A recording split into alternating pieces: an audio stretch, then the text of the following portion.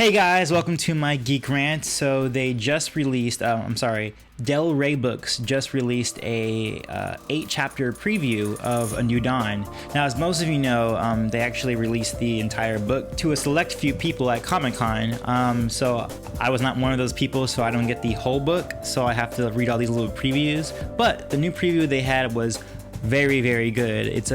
Looks like it's going to be a very promising story. It actually starts off with Kanan as a young Padawan, or actually a Padawan prospect in the Jedi Temple. Before Order 66, his name was Caleb Doom. I think Caleb Doom or Caleb Dumb.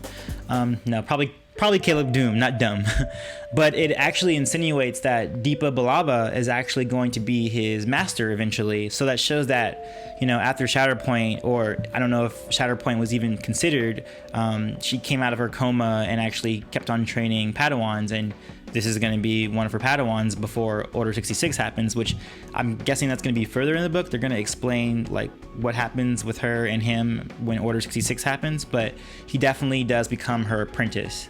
He actually asked Obi-Wan about the signal that Jedi get when they are told to come back home, the one that was sent in episode 3 when Anakin turned on the beacon to tell everybody to come to the Jedi Temple so that they can be slaughtered.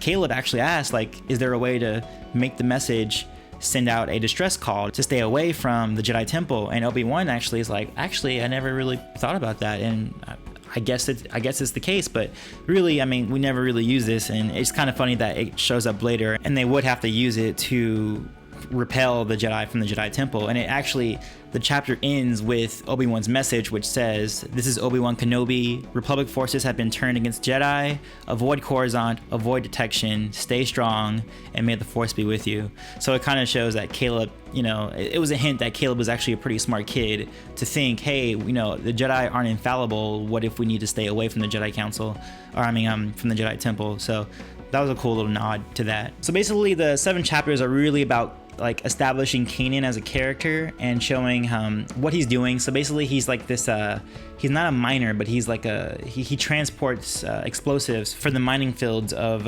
Gorse and Gorse's moon, which is called Syndra. So we get introduced to some of the characters he knows, some of his attachments, and some of the rivalries he has with some of his co-workers. And we also see Vidian coming down to the planet and basically just observing everybody, and he even goes as far as kills somebody who is inefficient and who talks back to him, and he just straight up with 4 punches kills him.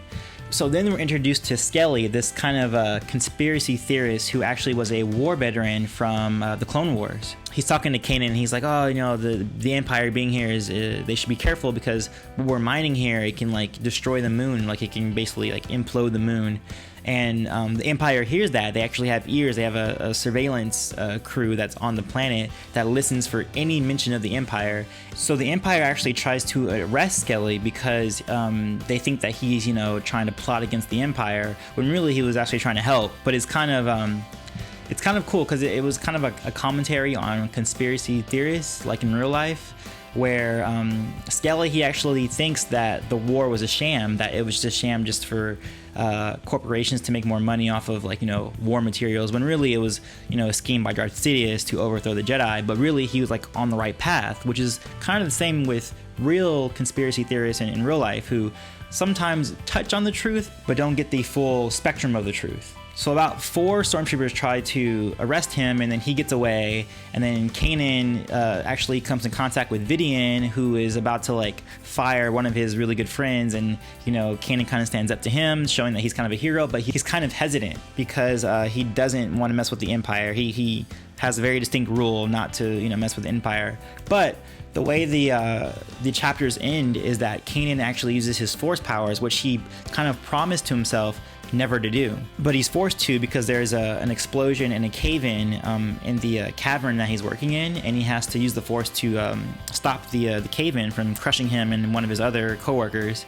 And he also has to do a really good Force jump to get away from the explosion as well. So we'll see how that goes around, because I think they pretty much hint that his co-worker saw him doing all these things, and obviously Jedi are enemies of the Empire now, so we'll see how that turns out. But yeah, the book is shaping up very nicely. It seems extremely exciting. I'm really looking forward to reading the rest of the book to see how Hera and Kanan meet up and how they're probably gonna, you know, fight against Vidian and the Imperial forces on Gorse. But yeah, that's it. I just wanted to share with you guys that they released the first 8 chapters of the book. I'm gonna put a link in the description if you want to read it yourself.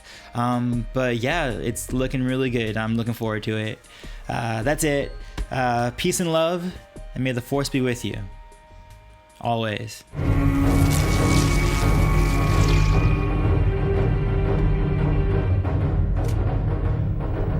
The device is still offline. I believe it will be Galen who would attack first with his Force Lightning, testing Anakin's ability. Of course, Skywalker would deflect the lightning easily, charging his way towards Starkiller. PS2 and the PS3, and it was like a big breakthrough because there was like destructible stuff that you can do and stuff like that. Just kind of cool like that. Like that tree totally just got sliced. No, you're messing up the recording. My bad. You're bad indeed. Hey guys, welcome to my Geek Rant.